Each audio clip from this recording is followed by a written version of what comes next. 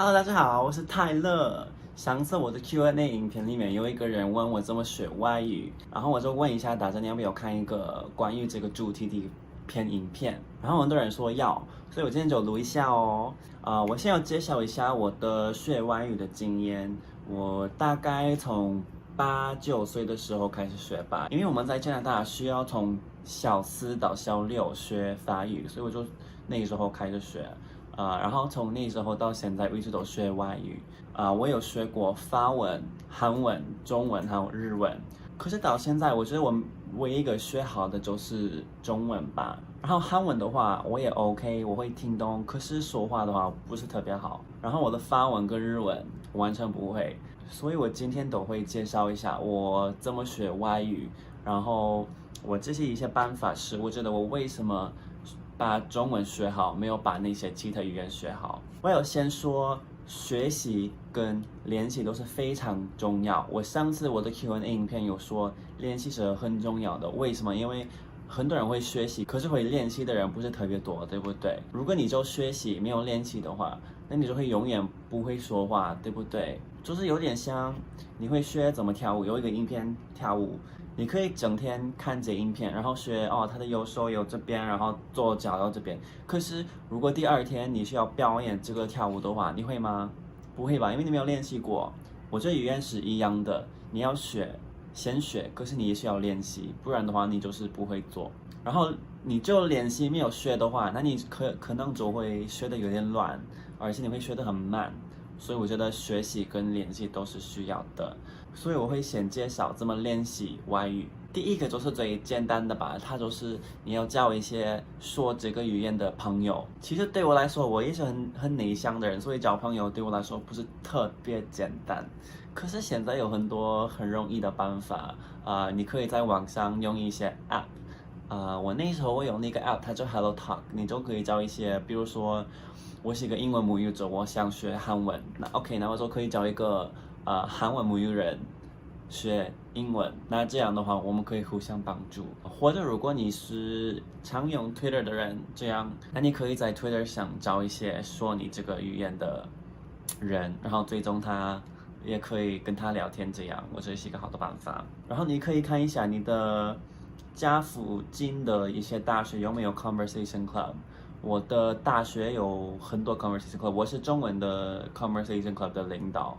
然后我们大学也有日文、韩文、法文、英文，应该有其他的吧？你来这个 conversation club 不需要是学生，我们那边有很多来自别的大学，或者已经毕业了，或者就是很多各种人会来。所以我觉得你如果可以看一下你的城市那边有没有这样的话，会有很大的帮助。然后第二个，我觉得也是一个非常有帮助的，可是我知道不是每个人都能做。然后它是留学，留学真的是有很多帮助，可是好像只有学生可以做的吧。然后我知道很多人不会留学，因为他们觉得很贵。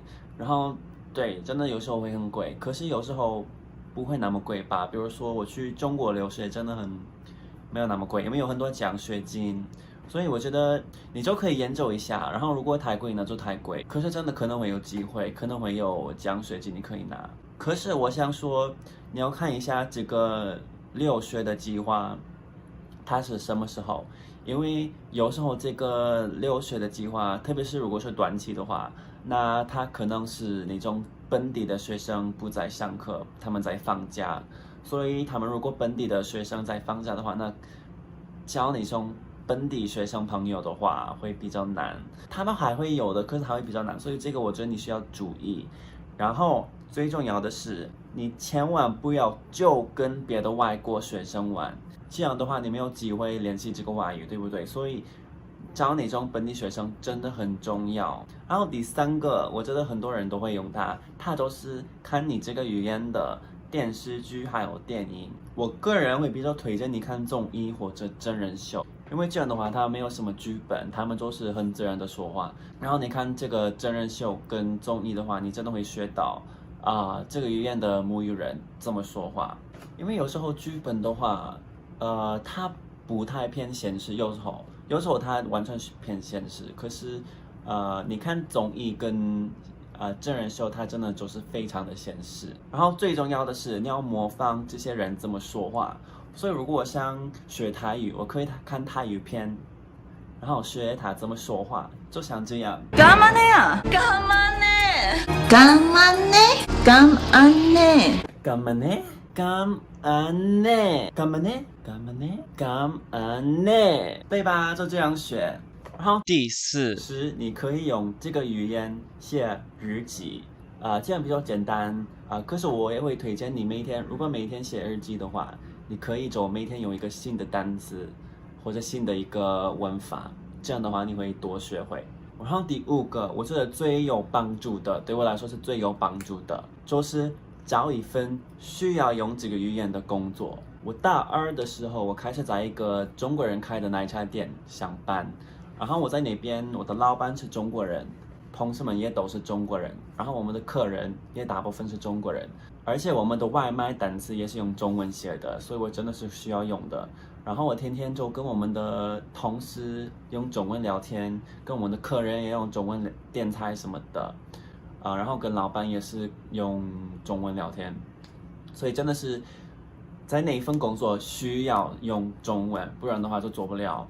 所以我就是在我开始做那一份工作以后，我就是学得很快。然后以后我又在其他2个中国餐厅上班了，然后那边真的有很多帮助，就是你需要很快的学，然后你就是天天需要练习，对不对？所以它真的是一个很好的办法，所以我会非常非常推荐大家找一份需要用这个语言的一份工作。那就是我一些怎么练习说语言的一些办法。那我先跟大家分享一些我的一些学习的办法。第一个就是我觉得你应该要上课，我觉得上课会比自学好多了。为什么呢？第一个就是因为有老师，因为自学的话有可能会学错了，可是你有老师的话，老师就会帮你不会学错了，然后如果你的发音不对的话，也可以帮你改，然后如果你口音太重的话，也可以帮你改。然后有老师有同学，这样的话你就有人帮你练习，对不对？你可以跟你的那些同学们练习说话，可以跟你的老师练习说话，对不对？然后对我来说最大的帮助是上课会带来文字性，就是你需要上课，你需要做作业，对不对？不然的话你会丢脸。因为如果你自学的话，我可能会告诉我自己，我每天都要学1个小时。可是如果今天很累，我不想做的话，那我不做的话，谁会知道？没人会知道，对不对？所以我说今天不做了，然后会经常这样。可是如果我要去上课，有同学们有老师，如果我没有来的话，他们会知道；如果你没有做功课的话，他们会知道。所以我觉得上课真的会有很大的帮助。然后可能会有一些人觉得我不是学生，没有办法上，或者在外面去补习班什么的太贵了。第一，你可以找一个留学生吧，看一下有没有留学生会帮你做家教，或者你可以看一下你家附近的一些大学有没有免费的或者便宜的课。因为我记得我的大学每个星期6早上就会有是对学生来说是免费的，然后你不是学生的话还是非常的便宜，因为他是学生讲课，就是一般来说是教育学生吧，就是给他们一些讲课的经验，所以真的很便宜。然后你这样的话也可以见一些留学生，就是说这个语言的留学生，或者交一些新朋友，对不对？很好的帮助。然后第二个，我觉得它是我最讨厌的，可是最重要的就是背单词。我个人会喜欢用一个 app， 它叫 Quizlet， 这样的话就是比较方便学。比如说你在上课上班的路上，你在坐捷运，你在坐巴士，一般来说你就会玩手机或者听音乐什么的，对不对？可是我觉得你上巴士上捷运就可以背单词，然后会很方便。如果你很忙的话，那你不需要找时间，你就可以在上班上课的路上学习，对不对？然后如果学中文的话，大家都知道学汉字是非常重要的。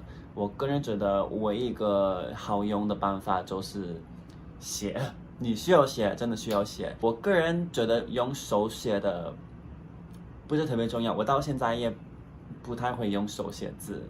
可是我觉得你如果不自己写的话，那你不能好好背这个字，对不对？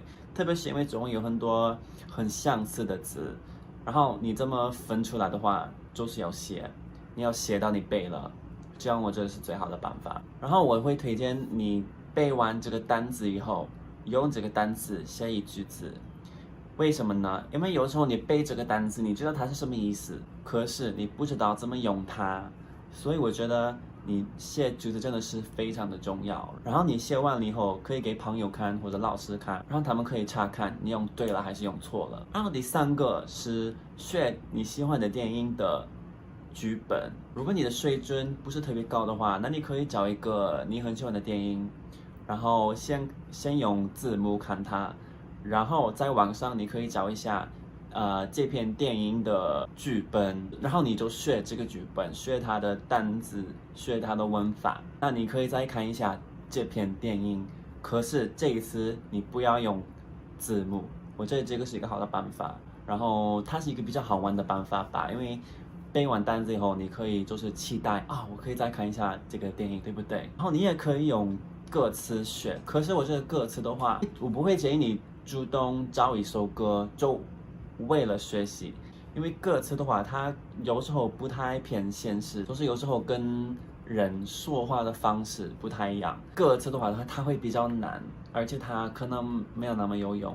可是如果你有一个很喜欢的一首歌，然后你一直听一直听，那我觉得你可以去学这首歌的歌词，因为你就是一直听。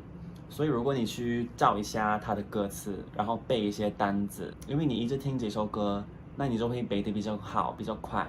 所以这个是个好的办法。可是我不太建议你找歌词学怎么说话什么的。对，这就是我所有的学习的方式，还有练习的方式。我希望大家觉得这篇影片有帮助。如果觉得有帮助的话，请帮我分享好不好？然后喜欢还有追踪，感谢大家。然后我会每个星期二台湾时间晚上6点上传一个新的影片，所以我希望大家会期待下周的影片。好，谢谢，下次见，拜拜。